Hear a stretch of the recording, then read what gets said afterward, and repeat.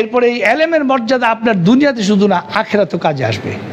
এই হাদিসটি সবাই যারা আল্লাহ রাসূল বলছেন যে ইযা মাতাল ইনসানু ইনকাতা আনহু আমালুহু ইল্লা মিন সালাস, মানুষ মরে গেলে তিনটি পথ ছাড়া সব পথ বন্ধ হয়ে যায়। সেগুলো কি?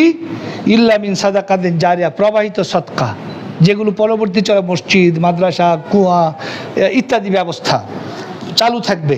আও ইলমুন ইউনতাফাউ বিহি, অথবা এমন এলেম যেখান থেকে মানুষ উপকৃত হবে। আপনি কিতাব লিখে গেছেন, কিতাব ছাপিয়ে গেছেন এবং কিতাব প্রকাশনা করেছেন, যে কোনোভাবে এলেমের খেদমত করেছেন, এটা থেকে মানুষ যতদিন উপকার। আজকাল দেখেন এমন অনেক কিতাব ছাপা হচ্ছে যেটা শত শত বছর ছাপানো হয়নি, আজকাল সারা পৃথিবীতে চলছে। তো এলম থেকে আও ওলাদিন সালেহিন ইয়াদউ লাহু, আর আপনার নেক সন্তান যে আপনার জন্য দোয়া করবে। কয়েকদিন আগে আমি আমরা ওয়াজ যেমন টুকটাক করি, সেমন আবার শুনিও মাঝে মাঝে আমাদের বড় বড় আলেমদের আলোচনা। তো শেখ সালেহ উসাইমিনের একটা মানে ক্যাসেট শুনছিলাম, বা ওইতে কী বলে মাক্তা বলে আরবিতে, ক্লিপ। তো সেখানে তিনি বলছেন যে তোমার সন্তান তোমার মৃত্যুর পরে 10টা গরু বা উট জবাই করারছে একবার বলবে রাব্বির হামহুমা কামা রাব্বায়ানি সাগীরা, দোয়া করবে, এটা তোমার জন্য উত্তম।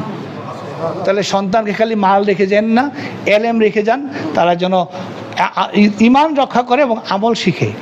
কারণ তিনি বলছেন যে একবার রাব্বির হামহুমাই দোয়া করা, যে আল্লাহ আমার পিতামাতা তাদের দুজনকে এমনভাবে দয়া করেন, রহম করেন, যেমন ছোটোবেলা তারা আমাদেরকে রহম করেছেন। এটা একবার বলা 10টা উট কুরবানির চেয়েও কি উত্তম। যারা শুনছেন সন্তান যাদের জীবিত আছে মৃত সবার জন্যই দোয়া করতে পারবেন। কারণ এটা অর্থ কি, আল্লাহ তাদের দুজনকে এমনভাবে রহম করেন যেমন তারা ছোটোবেলা আমাকে করেছে। তো জীবিতদের করা যাবে না? তো এই দোয়া জীবিত এবং মৃত সবার জন্যই করা যাবে।